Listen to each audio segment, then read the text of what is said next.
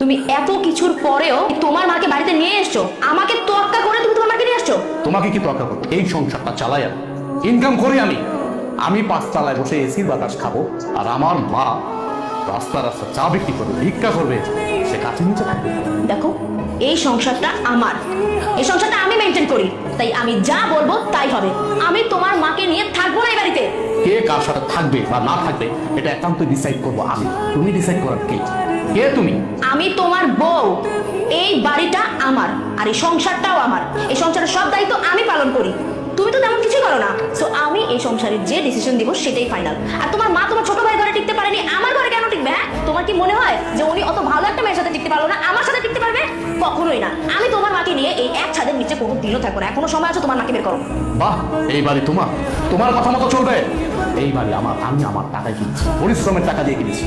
আর চাকরিটা করতেছি পরিশ্রম করে, কিন্তু চাকরি করে টাকা উপার্জন করে। হ্যাঁ, মানলাম তোমার বাবা আমাকে চাকরি দিয়েছে, সে অনেক সহযোগিতা করছে, আমি পর্যন্ত তার টাকা দিয়ে দেবো। কিন্তু তুমি কোনো কথা বলবো না আমার মার বিষয়ে। আমি বাড়িতে থাকতে তোমার মা এই বাড়িতে থাকতে পারবে না। আপনার মেয়ে আমার মাকে এই বাড়ি থেকে বের হয়ে যেতে, আমার মাকে সে সহ্যই করতে পারতেছে না। আপনি জিজ্ঞেস করেন কেন আমার মাকে সহ্য করতে পারতেছে না? আমার মা গরিব, এই জন্য। আমার হাজবেন্ডের অবস্থা দেখছো? ও ওর এই ফুকিনি মাকে বাড়িতে নিয়ে আসছে। আমি তো বিয়ের শুরুতেই বাড়ি থেকে ওনাকে বের করে দিয়েছিলাম, কারণ ওনার সাথে আমি কিভাবে সমাজে চলবো বলো তো? আমার মেয়ে যা বলেছে ঠিকই বলেছে। তোমার মায়ের বেশ পোশাক দেখেছো কি নোংরা? তোমার মা আমার মেয়ের সাথে মানিয়ে চলতে পারে। আরে তোমাকে আমার মেয়ে ভালো ব্যক্তি বিয়ে করেছে, সেই জন্য গ্রাম থেকে তুলে নিয়ে এসে আমি তোমাকে চাকরি দিয়ে প্রতিষ্ঠিত করেছি। তাই বলে তোমার এই গায়া মাকে আমার মেয়ের বাড়িতে নিয়ে আসবা? আপনার মুখে এই টাইপের কথা কখনো মানে না। আপনি একটা শিক্ষিত, ভদ্র, মার্জিত ফ্যামিলির লোক। আপনি আপনার মেয়েকে বোঝাবেন কি? উল্টা আপনি দেখাচ্ছে আরেকটা। এখন বুঝতে পারছেন আমার বউ আপনার কারণে আমার বউ নষ্ট হচ্ছে। আপনার মতো বাবা যে ফ্যামিলিতে আছে ওই ফ্যামিলিতে কখন সুখ আসবে না। তো আমি আপনার সাথে বাড়াবাড়ি করতে চাচ্ছি না, কারণ আপনি আমার শ্বশুর।